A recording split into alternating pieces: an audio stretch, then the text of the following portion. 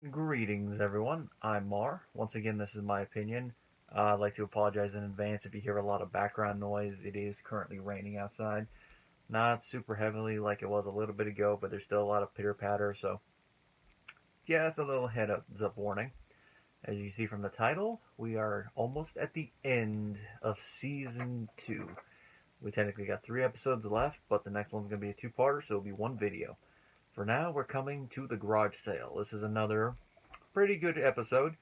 Very simple premise, but it's simple enough that with this family, there's still going to be drama. This is one of those episodes that the pre-credit scene, you could have cut that moment out of the entire episode. Wouldn't hurt the flow of it.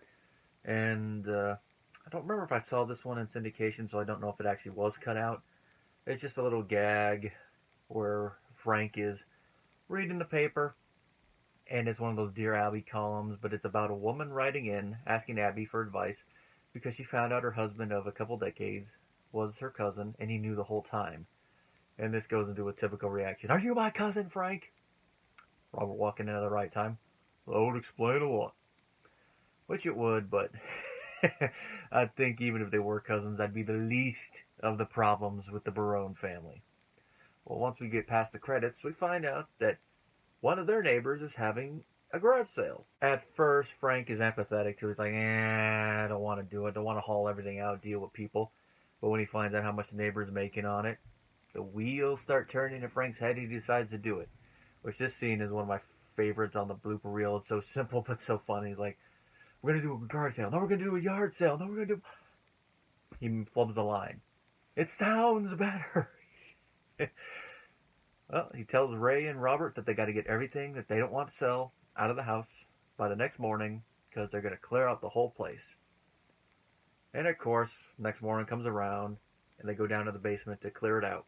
While this is not the first time we see the basement set, it hasn't been this cluttered before, so it makes me wonder if these are boxes that they were supposed to have dragged onto that part of the set from off the set from the audience perspective, but still part of the basement for theirs, or they're from the attic that somehow got down there.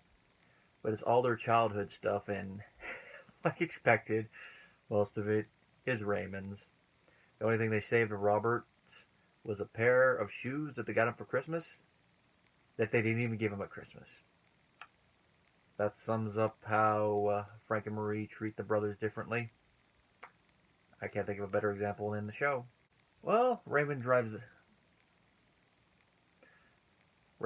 his crap back across the house, and we find out that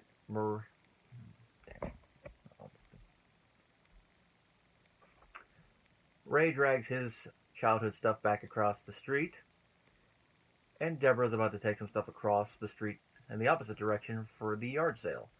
And it's mostly kids' stuff that they don't use, clothes they don't wear, the cribs and all that. And this is where the main dilemma of the episode comes into play, because Ray's all looking at it like, we're really going to get rid of the cribs and all that? And even before the conversation goes more deeply, you know what he's contemplating, like, really? We're done having kids? Which, if you are someone who has kids with spouse, long-term significant other, adoption, probably less likely that one, but it still would apply. This is a conversation that will speak to you. Obviously, I don't have kids at the time of this recording, so it doesn't 100% speak to me, but I can still connect with it. But if you have kids, it will connect with you more. And that is the whole thing about when do you end? Like, how many kids are enough? When do you know you're done? What if one part of the relationship is done and the other one doesn't know if they're done? That's what it touches on, and that's the central conflict that Ray and Debra find themselves at. Because Debra doesn't say it right here. She doesn't say it till later when they're talking, because they talk off and on throughout the episode until Ray has a blow-up later where he yells at a pregnant lady who's trying to buy the crib, and he then looks at Debra like, I want another baby, and then grabs the stuff and storms off, as only Ray can. And the thing is, Ray thinks he's not done yet, but the main thing from his perspective is that they didn't have this conversation yet, and you would think that they would have had this conversation before. Now, there is a thing that sometimes you can have the conversation without having it, like you both just like, yeah, we're done. But I'd say in the when it comes to someone like Ray, he's someone you really need to have this type of conversation with. So if Debra already knew she was done, like even within the months after having the twins, that should have been something she articulated to Ray, and it would have avoided this whole little thing. The fact she didn't probably gave the wrong message to Ray, and then here we go. Of course, it could also be something that Debra didn't realize she was done until later, which there's a little hint at the very end of the episode that she's thinking maybe I'm not 100% done, but at the moment, but we'll see how things go as years go by. And of course, by the end of the show, once both characters are into their 40s, or near in their 40s, I believe in Debra's case, no sign of them having more kids. So that's one aspect of real life, at least with Patricia Heaton, that didn't cross over into her character. At least that they got to incorporate outside of flashbacks. Because they did use her real life pregnancies in the show, even though when it comes to the one that happened during the filming of the next season, it was only for the blooper reel, which I'll address that when we get to that episode. I can kind of understand why they didn't want to go that way, but it would have been interesting maybe like season 6, maybe even in the season 8 for them to have another child. I mean, the other 3 would have been a bit older, would have been for some interesting dramas like Raymond, I'm pregnant, like have him have the look on his face, and then if he's not excited, like, oh, don't give me that. You had that whole argument years ago, but then we had to talk. Then we're done. They did something kind of similar in George Lopez, but then it turned into a false pregnancy. But if I ever get around to reviewing that show, I'll probably get my thoughts on that whole thing. Now, before that whole talk, Ray and Robert have a heart-to-heart about the kids, and at least when it comes to the Ray-Debra dynamic as a couple, Robert makes a pretty good point. And that is, with how Ray is, other than the occasional thing he does, watching the kids, helping out a little bit around the house, how much help in the grand scheme of things is he really with Debra? I mean, he makes the money, of course, so he's the financial provider, but does he really do a lot when it comes to actually raising the kids?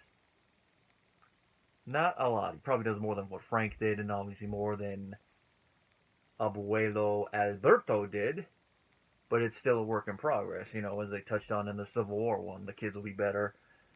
Frank's great-great-grandchildren will probably be excellent parents. But when it comes to Ray, it's like, better than Frank, but still a little bit to be desired on that. But at least that sometimes he's a little self-aware, and other times he does try to be a good dad. But subject to more kids, probably not something that should be thrown their way, at least when the twins are at that age. Like, if it came in later in the show, like I just suggested, maybe he would have been a bit more of a help, especially since he would have been a bit older then, would have known a little bit more about it. And also they have the older kids to help out a little bit. I mean, with some of the stuff they touch on later, I think Allie probably would have helped a little bit. Begrudgingly, maybe in certain cases, like with the diapers, but she probably would have helped out a little bit. Especially if Ray broke out the wallet and paid her. And of course, we all know Marie, her old grandma mode. She would have been like, more grandchildren. But she does talk with Debra in this one. As she only gives like minor hints, if she's not like trying to push into it, because I don't think she really wants to aggravate the situation, even though when Debra walks off, she's like, you can't talk to her. But I think she's trying to say that, tell Debra, though, if you want more kids, you got to start planning it in the next couple years, delicately. And that's mainly because, as we find out, she has her own regrets on the subject, and that was that she wanted another kid, preferably a girl, but Frank was like, no, Marie, no more, 2's enough. Makes you wonder how Marie would have been. Makes you wonder how Marie's maternal instincts would have been if she had had a daughter, too. Would some of her more Marie qualities have been toned down a little bit? Would the daughter be having a strained relationship with her, blaming her on stuff, which I can tell you from my personal life, my own mother, even though I use that term loosely, she has confided in me in some stuff that she feels a little resentful towards my grandmother, but I think part of that might just be some of the own trauma that I'm not going to get into here from her childhood coming out, plus the fact my grandmother is a recovering alcoholic, and when she was being raised would have been deep into her illness. So I think it's those two things causing a bias, but that's just me looking back on it. But it's just connecting with that whole thing that who knows what type of situation we would have had. I have a feeling that probably a daughter Frank would have spoiled the crap out of and might have created a little bit of resentment on Ray's part, like, she gets spoiled. I'm supposed to be the golden child. Or as Robert put it, little Prince Raymond, he's Prince no more. The outside set for the garage sale is pretty good. It's one of the few instances where there is an indoor set for outside one of the houses. Another time one comes up is in season 5 when they're painting the house, the funeral. Other times it's usually like a one-time only set, but it's nice that they did it for this one. And they got enough extras too where you believe that people are coming in to look at the stuff. Makes you wonder how many of it are people who live in the vicinity of the Barone residences. And of course, would then know if it's something coming from inside Frank's house, you might want to question the validity a little bit. If it's from Ray, probably good. Probably like a couple people from the neighborhood, the rest coming from outside. There's at least enough there that when Robert mentions the gossip in the yard, you know that they're not going to talk to people who don't know the situations with the family members, that they'll at least only talk about it amongst themselves, as Robert puts it. What happens in the yard stays in the yard. And to that end, we get a Mrs. Scarpula sighting. It's very brief, and she's just looking at some skis, and Robert's watching her because I guess Frank thinks she's going to steal them. Who knows why? That's probably just Frank, being overly cautious. But most of the time, Mrs. Scarpula is a mentioned but unseen character. Like, she watches the kids when Robert has his run-in with the bull. There's one episode where Raymond is yelling, not really yelling, but calling out to Debra as she's walking outside, says something about being naked in there, and he's like, I'm Mrs. Scarpula. So it's nice to actually see her, and I believe this is the only time we actually see her on screen. It's like Marie's bridge partner, Harriet Lickman. She's mentioned a lot, but we only see her once. Of course, with that one, we see her after she's built up for season upon season, and it's a gag so good that I couldn't help but chuckle when it happened, and I still chuckle at the thought of it, mainly because of how that is shot and then played. Now, this seems to be another one of those episodes that was written by committee in the writing room, because there are 4 credited writers: Ellen Sandler, Jeremy Stevens, Lou Schneider, and Tucker Colley. Names we've been hearing a lot the last couple seasons, so shows that they were prolific writers with this, other than the times I've mentioned them before, but here they all, the meeting of the minds in this one. But it makes me wonder if this is one where they all collaborated on this single idea in the writer's room, and then they wrote it together, came out with the plot, and then one of them wrote it, one wrote it after they came up with the ideas, another one took a second pass at it to add some more humor in a couple areas. It's not listed, nothing like that's listed on IMDb, and there's no commentary for it, so it's just me guessing again, which is a sad thing about doing these episode by episode reviews, because sometimes it's just me having to guess and just be like, but given how the writer's room is, it's probably one of those ones. Now, Garage Sale, it's not one of the classic episodes of either the season or the show, but it's one of those ones that is pretty good and worth at least one watch. Very entertaining. It's one I never skip. Didn't get that in at the beginning. But if I were to do the best episodes of the season, which, let me look at it real quick.